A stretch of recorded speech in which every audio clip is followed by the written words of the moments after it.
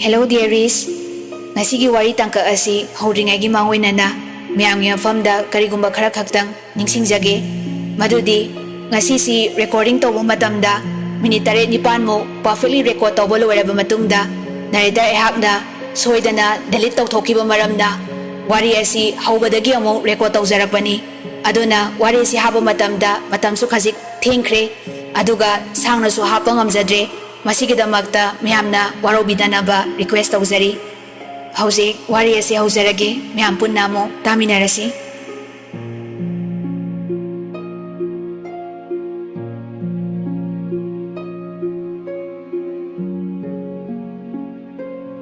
asomna matamdi khangaude hejing kharaisu loikhre ngasidi luhongba numitni don ngantana hawgalaga aroibo oina imungi thabak loina sitnana loisilaga iru maithajaraga duk thaumai thadoklaga mayamgi chalonba haukhre channa cheton ngasidi thabak singse ai loina tawrageba tona chan hayengde adum tawro ngasina loire cheton gide channa hoi cheton masi abemsu nganta laklaga manau piani na lairiba chakhomda jangai abemna don manau pibu kolaga makhol thokna kapi tona che hairaga machi manau do pulap kapminari ngaida tunglomdagi nuba amana kari film gi shooting no aisu mate yaujage bo ahumdu kapatolaga sating thori tona kappa phau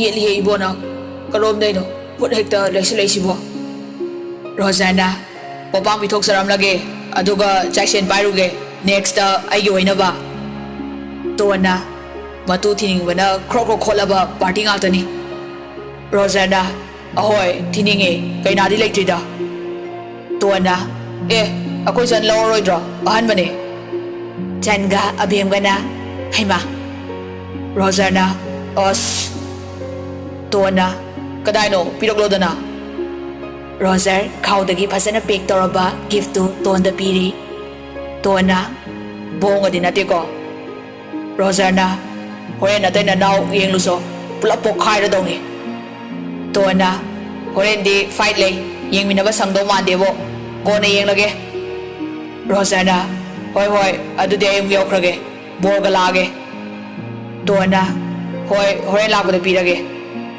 Rogerna koibo tona hokabokto Rogerna adudi hayeng lawrage tona fare duna Roger su nolaga chakri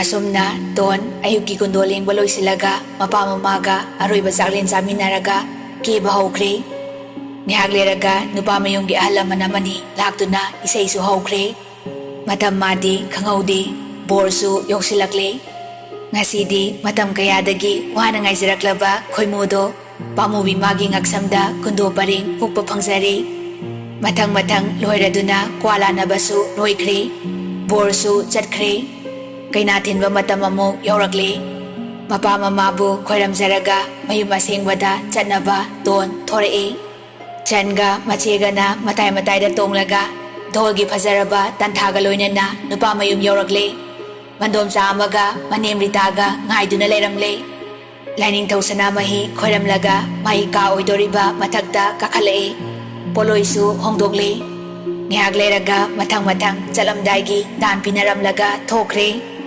machimana ohumdu pena kolaga kapminei matam yaurokladuna kainakre hojikti ton mathanda ngai hore makhada mayamna langbadu yauranaba nupi macha amana kauradaduna umthaminare mathong sadaba mangau thiba marup mayamna hairakpagi matung inna Jacob chaktu pulap tolaga mana khara charaga hagotkhre Ritana heima thoiba sibu kai khusano nangi arembase imongna mu chadoribani sibu haunabro mi hangoreni ne Jacob na nungsimanana pulap totpiramani kadobe hangoideba apuroiba aina chababa oi taribra nangbu chawlamdribo chawro totpiramrabani Ton sauninglasu mayam mangduda karimta haidagay hainadrasu chaktu khara chare.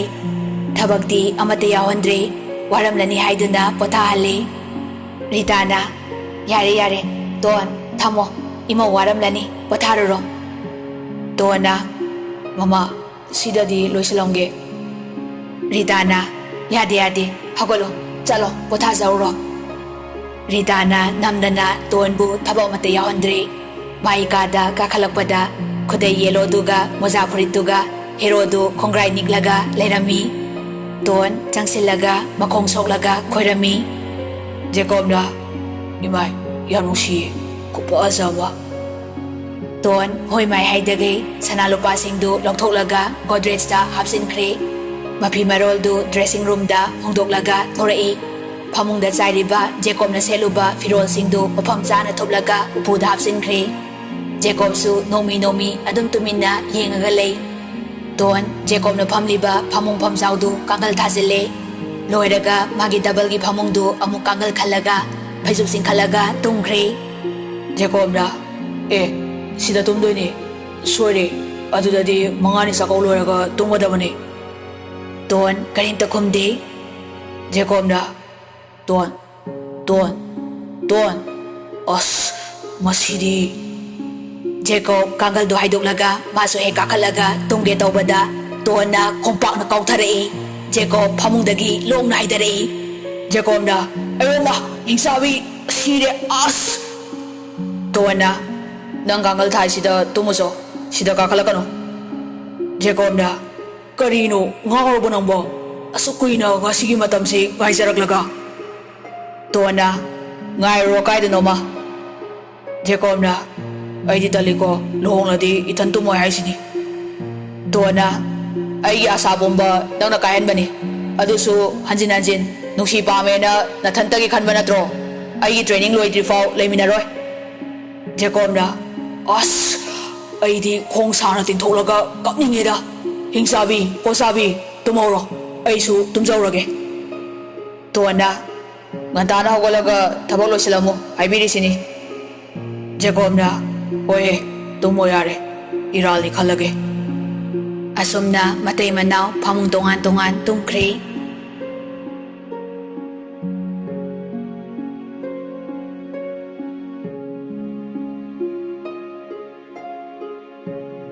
Nongale Jacob ngantana hogalaga iruja maithajaraga kanamta hogatringaida upudagi lagi gambi kekadu mapanda tapna thangdoklaga duk sat thadoklure. Kitchen da changlaga coffee loina lolaga chaksu thangatlamaga kada prap kakhalaga amuk tungkhre. Pung 5:30 tarakpada mai hawatnarae. Ritana hema duka katpa loirami onthokna yahonga ledako. Rita du bathroom changlaga chinya singdoklaga irujaba loiraga thorae. Mapasu maboksu loina hawatnarae. Tona mikap thorakpada pung 3:30 tarambaduda phamungdagi phuk hawatlaga. Oi as kai kaudoino tokna tankreda da je. Jacob bitharubadagi mikap thorae. Gadoroge. Tona aina kai hai. Jacob na iruzaraga coffee dudi nangai jauro ai ngakta tunggi. Ton karim hairamdana bathroom da iruzaruraga dress honglaga thorae. Samna halaga mau anobi amago candal tilaga mamit kasu kazil khara yeglaga makhada kumtarae. Ritana hema amadu hogotribo. Tona hoima hogotriye. Ritana imauna lolamba coffee si haukre akhoi loina thakli thoibaga nuenigi hairaga pukatkro. Ibema yaudu nganmaliko amuk training kitang ngaira kansida nagani pung 3 adaida hogolu. Tona hoima. Ton coffee do hairaga mathakta mo kakhalai. Jacob ki coffee su yauna thaktoklaga maso amu hipsali. Ngihak leraga Jacob amu hogolai. Jacob na Ton hojipau hogotribo nangbo ai coffee ga se mathanta loi thaktoe. Ton na as ngakta tungge disturb tawkano. Jacob na asibu mawano binikaina wonderful. Ton na ꯁꯤ ꯊꯣꯡꯅꯕ ꯅꯪꯅ ꯁꯤꯟꯕ ꯅꯠꯇ꯭ꯔꯣ? ꯆꯠꯂꯣ, ꯀꯣꯐꯤꯗꯣ ꯅꯪ ꯍꯩꯔꯒ ꯊꯛꯆꯧꯔꯣ. ꯏꯃꯥꯅ ꯄꯨꯈꯠꯈꯤꯕꯗꯨꯗꯤ ꯍꯥꯏꯔꯛꯂꯗꯤ ꯏꯪꯈ꯭ꯔꯦꯅ ꯑꯁꯥꯕ ꯍꯩꯕ ꯂꯥꯛꯄꯅꯤ ꯈꯨꯝꯃꯨ. ꯖꯦꯀꯣꯕꯅ ꯐꯅꯤ ꯃꯦꯗꯝ, ꯆꯥꯛꯁꯨ ꯂꯣꯏꯔꯕꯅꯤ, ꯍꯦꯟꯖꯥꯡꯗꯤ ꯅꯪ ꯊꯣꯡꯖꯔꯣ. ꯇꯣꯟꯅ ꯉꯝꯗ꯭ꯔꯦ, ꯅꯪ ꯑꯗꯨꯝ ꯊꯣꯡꯂꯨꯆꯣ.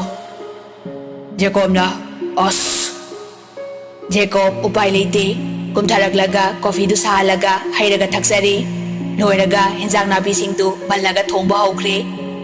ꯔꯇꯟꯅ ꯍꯩꯃꯥ, ꯊꯣꯏꯕ. ꯖꯦꯀꯣꯕꯅ ꯍꯥꯎ. ꯔꯇꯟꯅ ꯀꯩꯗꯧꯔꯤꯕ ꯅꯪꯗꯨꯗꯤ? ꯖꯦꯀꯣꯕꯅ ꯎꯕꯤꯗ꯭ꯔꯕꯣ? ꯇꯟꯖꯥꯗꯨꯗ ꯇꯨꯡꯂꯣꯝꯗꯒꯤ ꯑꯁ ꯗꯥ, ꯑꯃꯨꯛꯇ ꯊꯣꯔꯛꯑꯣ, ꯀꯩꯅꯣ ꯇꯧꯕꯤꯔꯤꯗꯨꯕꯣ? ꯀꯣꯐꯤ ꯊꯛꯅꯤ ꯆꯪꯈ꯭ꯔꯒ ꯍꯦꯟꯖꯥꯡ ꯊꯣꯡ ꯂꯩꯔꯝꯃꯤ. ꯑꯩ ꯑꯗꯨꯝ ꯊꯣꯡꯖꯒꯦ, ꯑꯩꯁꯨ ꯍꯩꯌꯦꯕ. ꯔꯇꯟ ꯅꯣꯛꯂꯒ ꯊꯣꯡꯃꯤꯟꯅꯔꯣ ꯊꯣꯡꯃꯤꯟꯅꯔꯣ, ꯌꯥꯝ ꯌꯥꯎꯖꯅꯤꯡꯂꯗꯤ. ꯖꯦꯀꯣꯕꯅ ꯕꯕꯥꯗꯤ ꯌꯥꯎꯔꯛꯇ꯭ꯔꯣ? ꯔꯇꯟꯅ ꯌꯥꯎꯔꯛꯏ ꯌꯥꯎꯔꯛꯏ. ꯔꯇꯟꯁꯨ ꯅꯣꯛꯃꯤ ꯅꯣꯛꯃꯤ ꯊꯣꯛꯈ꯭ꯔꯦ. ꯖꯦꯀꯣꯕꯅ ꯑꯁꯦꯡꯕꯩ ꯊꯣꯡꯂꯒꯦ ꯍꯥꯏꯔꯤꯔꯣ? ꯇꯣꯟꯅ ꯅꯣꯏ ꯅꯥꯄꯥꯗ ꯍꯥꯏꯔꯨꯆꯣ, ꯉꯝꯗ꯭ꯔꯦ ꯊꯣꯡꯉꯣ ꯑꯗꯨꯝ. ꯖꯦꯀꯣꯕꯅ ꯑꯁ, ꯍꯧꯖꯤꯛꯇ ꯀꯌꯥꯗ ꯃꯥꯅ ꯉꯥꯡꯂꯤꯅꯣ, ꯁꯛꯂꯣꯟ ꯄꯨꯕꯤ ꯂꯤꯟ ꯑꯃꯣꯝ ꯍꯥꯏꯁꯤꯅꯤ. ꯇꯣꯟꯅ ꯁꯠ ꯁꯠ ꯊꯣꯡꯉꯣ, ꯃꯤ ꯆꯪꯂꯛꯇ꯭ꯔꯤꯉꯩꯗ. ꯑꯅꯤꯗꯨ ꯆꯥꯛꯈꯨꯝꯗ ꯂꯩꯔꯤꯉꯩꯗ ꯃꯃꯥ ꯔꯤꯇꯥ ꯆꯪꯂꯛꯏ. ꯔꯤꯇꯥꯅ ꯍꯩꯃꯥ, ꯊꯣꯏꯕ, ꯅꯪꯗꯤ ꯁꯤꯗ ꯀꯩꯗꯧꯔꯤꯕ? ꯖꯦꯀꯣꯕꯅ ꯑꯃꯁꯦ ꯃꯀꯣꯛ ꯉꯥꯎꯔꯤ ꯉꯥꯎꯔꯤ ꯇꯧꯋꯦꯅ ꯍꯦꯟꯖꯥꯡꯁꯦ ꯃꯥꯅ ꯇꯥꯛꯂꯒ ꯑꯩꯅ ꯂꯣꯏꯁꯤꯟꯕꯤꯒꯦ ꯇꯧꯕꯅꯦ. ꯔꯤꯇꯥꯅ ꯏꯍꯦ ꯇꯣꯟ, ꯑꯗꯨꯗꯤ ꯀꯥꯗ ꯅꯤꯡꯊꯤꯅ ꯄꯣꯊꯥꯎꯔꯣꯗꯅ. ꯖꯦꯀꯣꯕꯅ ꯇꯣꯟ ꯄꯣꯊꯥꯎꯔꯣꯆꯣ. ꯇꯣꯟꯅ ꯃꯥ, ꯌꯥꯔꯅꯤꯗ ꯑꯗꯨꯝ ꯂꯩꯒꯦ. ꯔꯤꯇꯥꯅ ꯌꯥꯗꯦ ꯌꯥꯗꯦ, ꯄꯣꯊꯥꯎꯔꯣꯆꯣ. ꯊꯣꯏꯕ, ꯃꯃꯥ ꯂꯣꯏꯁꯤꯟꯕꯤꯔꯒꯦ, ꯅꯪꯁꯨ ꯀꯥꯈꯠꯃꯤꯟꯅꯔꯣ. ꯖꯦꯀꯣꯕꯅ ꯍꯣꯏ ꯃꯃꯥ. ꯇꯣꯟ ꯂꯥꯛꯑꯣ. ꯖꯦꯀꯣꯕꯀ ꯇꯣꯟꯒ ꯃꯈꯣꯏꯒꯤ ꯔꯨꯝꯗ ꯀꯥꯈꯠꯃꯤꯟꯅꯔꯛꯏ. ꯇꯣꯟꯅ ꯑꯩꯗꯤ ꯅꯪ ꯑꯣꯠꯀꯦꯅ ꯂꯥꯛꯄꯅꯦ, ꯏꯀꯨ ꯏꯅꯦꯝ ꯅꯠꯇꯦ. ꯖꯦꯀꯣꯕꯅ ꯍꯣ ꯑꯣꯠꯄꯤꯔꯨ ꯂꯥꯛꯑꯣ. ꯇꯣꯟꯅ ꯁꯛꯇꯥꯁꯤꯒ. ꯖꯦꯀꯣꯕꯅ ꯊꯥꯏꯅ ꯅꯨꯡꯁꯤꯕ ꯈꯣꯟꯗꯥꯗꯨ ꯀꯔꯝ ꯀꯥꯟꯗ ꯍꯟꯖꯤꯜꯂꯛꯇꯣꯏꯅꯣ ꯅꯪꯕꯣ? ꯇꯣꯟꯅ ꯀꯔꯤ ꯈꯣꯟꯗꯥꯅꯣ ꯍꯥꯏꯁꯦ? ꯖꯦꯀꯣꯕꯅ ꯀꯩꯁꯨ ꯅꯠꯇꯦ, ꯌꯥꯔꯦ, ꯅꯪ ꯕ꯭ꯔꯦꯟꯗꯨ ꯑꯗꯨꯝ ꯍꯥꯞ ꯊꯥꯗꯅ ꯂꯩꯔꯣꯀꯣ, ꯄꯦꯜꯂꯕꯅꯦ. ꯇꯣꯟꯅ ꯑꯩ ꯕ꯭ꯔꯦꯟꯁꯤ ꯀꯩꯗꯧꯔꯦ ꯍꯥꯏꯕꯅꯣ? ꯖꯦꯀꯣꯕꯅ ꯅꯪ ꯕ꯭ꯔꯦꯟꯗꯣ ꯌꯥꯝ ꯕ꯭ꯔꯥꯟꯗꯦꯠ ꯑꯣꯏ ꯍꯥꯏꯄ. ꯇꯣꯟꯅ ꯇꯥꯅꯤꯡꯗꯦ, ꯆꯠꯂꯣ ꯁ꯭ꯋꯥꯏꯗ. ꯖꯦꯀꯣꯕꯅ ꯋꯦꯗꯔꯁꯦ ꯌꯥꯝ ꯔꯣꯃꯥꯟꯇꯤꯛ ꯑꯣꯏꯗ. ꯖꯦꯀꯣꯕ, ꯅꯔꯥꯏꯕꯛ ꯑꯣꯟꯊꯣꯛꯅ ꯊꯤꯈ꯭ꯔꯦꯗꯀꯣ, ꯅꯍꯥꯟꯃꯨꯛꯀꯤ ꯃꯄꯣꯛꯇ ꯀꯔꯤ ꯄꯥꯞ ꯆꯦꯜꯂꯨꯒꯦ ꯅꯪꯕꯣ? ꯇꯣꯟꯅ ꯍꯣ, ꯅꯍꯥꯟꯃꯨꯛꯀꯤ ꯃꯄꯣꯛꯇ ꯅꯨꯄꯤ ꯃꯌꯥꯝ ꯐ꯭ꯂꯔꯠ ꯇꯧꯕꯩ ꯑꯣꯏꯔꯝꯅꯤ. ꯖꯦꯀꯣꯕꯅ ꯍꯩꯄꯥꯗꯤ ꯏꯃꯥ ꯃꯥꯏꯕꯤ. ꯉꯥꯏꯍꯥꯛ ꯂꯩꯔꯒ ꯃꯃꯥ ꯔꯤꯇꯥꯅ ꯆꯥꯛ ꯆꯥꯔꯁꯤ ꯀꯧꯔꯛꯄꯗꯒꯤ ꯑꯅꯤꯗꯨ ꯀꯨꯝꯊꯔꯛꯂꯤ. ꯃꯌꯥꯝ ꯄꯨꯟꯅ ꯆꯥꯛ ꯆꯥꯃꯤꯟꯅꯔꯤ. ꯃꯕꯣꯛ ꯔꯥꯁꯤꯅ ꯏꯁꯨꯕꯨ ꯍꯥꯎꯇ꯭ꯔꯕꯣ? ꯏꯆꯥ ꯆꯥꯗ꯭ꯔꯗꯤ ꯀꯩꯗꯧꯔꯒꯦ? ꯇꯣꯟꯅ ꯕꯣꯛ, ꯍꯥꯎꯋꯦ, ꯀꯩꯁꯨ ꯇꯧꯗꯦꯗ. ꯖꯦꯀꯣꯕꯅ ꯍꯣꯏ, ꯌꯥꯝ ꯆꯥꯁꯜꯂꯨ, ꯁꯤꯂꯤ ꯁꯤꯂꯤ ꯆꯥꯒꯅꯨ. ꯔꯇꯟꯅ ꯏꯍꯦ, ꯃꯤ ꯏꯀꯥꯏꯅꯤꯅꯦ ꯅꯪꯕꯣ, ꯅꯪꯅ ꯆꯥꯗꯧꯗꯨ ꯑꯗꯨꯝ ꯆꯥꯎ. ꯔꯤꯇꯥꯅ ꯏꯕꯦꯝꯃ ꯆꯥꯁꯤꯜꯂꯨ, ꯅꯁꯥ ꯅꯥꯍꯟꯕ ꯌꯥꯗꯦ, ꯃꯉꯥꯅꯤ ꯆꯥꯛꯀꯧ ꯂꯣꯏꯔꯒ ꯌꯨꯝꯁꯤꯗ ꯍꯞꯇꯥ ꯐꯥꯅ ꯂꯩꯔꯔꯣꯏꯗꯕꯅꯤ. ꯖꯦꯀꯣꯕꯅ ꯍꯧꯖꯤꯛꯇꯩ ꯍꯧꯅ ꯀꯞꯅꯤꯡꯉꯤ. ꯔꯇꯟꯅ ꯑꯍꯝ, ꯊꯣꯏꯕ, ꯅꯃꯥꯏꯗꯨꯁꯨ ꯁꯔꯖꯔꯤ ꯇꯧꯔꯨꯔꯕꯣ? ꯅꯪꯕꯨ ꯚꯣꯀꯦꯜꯗꯅꯤ ꯍꯥꯏꯗꯥꯏꯅꯦ? ꯖꯦꯀꯣꯕꯅ ꯑꯩꯈꯣꯏ ꯕꯥꯁꯤꯃ ꯆꯥꯛꯇꯨ ꯑꯗꯨꯝ ꯆꯥꯕꯤꯔꯣ, ꯍꯅꯨꯕ ꯅꯣꯏ ꯅꯍꯥꯒꯤ ꯋꯥꯔꯤꯗ ꯌꯥꯎꯕꯤꯔꯛꯀꯅꯨ. ꯔꯤꯇꯥꯅ ꯍꯣ ꯀꯞꯄꯣ ꯀꯞꯄꯣ, ꯃꯤꯅ ꯏꯃꯧꯒꯤ ꯇ꯭ꯔꯦꯅꯤꯡ ꯂꯣꯏꯔꯒ ꯍꯣꯡꯁꯦꯗꯤ ꯌꯥꯗ꯭ꯔꯒ. ꯖꯦꯀꯣꯕꯅ ꯑꯦꯁꯥꯏ ꯑꯣꯏꯈ꯭ꯔꯗꯤ ꯌꯥꯛꯀꯤ ꯑꯣꯏꯕ ꯐꯪꯗꯧ ꯃꯥꯟꯗꯕ, ꯑꯗꯨꯏꯅꯤ. ꯔꯤꯇꯥꯅ ꯃꯃꯥꯏꯁꯦ ꯑꯣꯈꯥꯛ ꯈꯜꯂꯤꯗꯀꯣ. ꯖꯦꯀꯣꯕꯅ ꯑꯩ ꯍꯧꯒꯠꯂꯦ, ꯉꯥꯡꯍꯧꯔꯣ, ꯍꯥꯎꯔꯦ ꯍꯥꯎꯔꯦ, ꯃꯤ ꯑꯍꯨꯝꯅ ꯊꯣꯡꯕ ꯑꯦꯟꯖꯥꯡꯁꯦ. ꯖꯦꯀꯣꯕꯇꯨ ꯍꯧꯒꯠꯈ꯭ꯔꯦ. ꯇꯣꯟꯁꯨ ꯃꯅꯦꯝꯅ ꯍꯧꯒꯠꯍꯜꯂꯦ. ꯀꯣꯟ ꯐꯦꯡꯕꯤ ꯅꯨꯄꯤꯁꯤꯡꯗꯨꯅ ꯊꯕꯛ ꯂꯣꯏꯅ ꯂꯣꯏꯁꯤꯟꯕꯅꯤꯅ ꯇꯣꯟ ꯊꯕꯛ ꯑꯃꯠꯇ ꯁꯨꯐꯝ ꯂꯩꯇ꯭ꯔꯤ. ꯂꯩꯁꯥꯔꯤꯉꯩꯗꯗꯤ ꯉꯥꯏꯍꯥꯛꯇ ꯄꯣꯊꯥꯔꯛꯇꯕꯅꯤꯅ ꯃꯁꯥꯗꯨ ꯍꯩꯅꯖꯗꯕ ꯐꯥꯎꯏ. ꯖꯦꯀꯣꯕꯅ ꯉꯥꯏꯍꯥꯛ ꯎꯏꯊꯔꯨꯕꯗ ꯇꯣꯟ ꯂꯩꯔꯝꯗꯕꯗꯨꯗ ꯆꯥꯎꯈ꯭ꯔꯕ ꯌꯨꯝꯗꯨ ꯀꯥ ꯁꯤꯟ ꯊꯨꯡꯅ ꯀꯣꯏꯊꯤ ꯊꯤꯔꯝꯃꯤ. ꯖꯦꯀꯣꯕꯅ ꯃꯥ, ꯇꯣꯟꯗꯤ? ꯔꯤꯇꯥꯅ ꯍꯩꯃꯥ, Kayno nangna layminaraga aingondda hanglisibo? Jacobna mikap thorakpada itu leramdre kai sakhrajano. Ngangnaribadu taraduna makoida thabak subi nupi aduna. Babong macha, Madamdu ada mapanda thabak tahobani. Jacobka Ritaga mapanda thorakpada chawkhraba sumangdu thawaina napi atangbadu tharaga decoration oina thamlibadu nakan amada yompakna phaidong oina sangtakna ani tawraga leirambadu ubada Jacobna Haima tomboy nate ton kaino tawiduna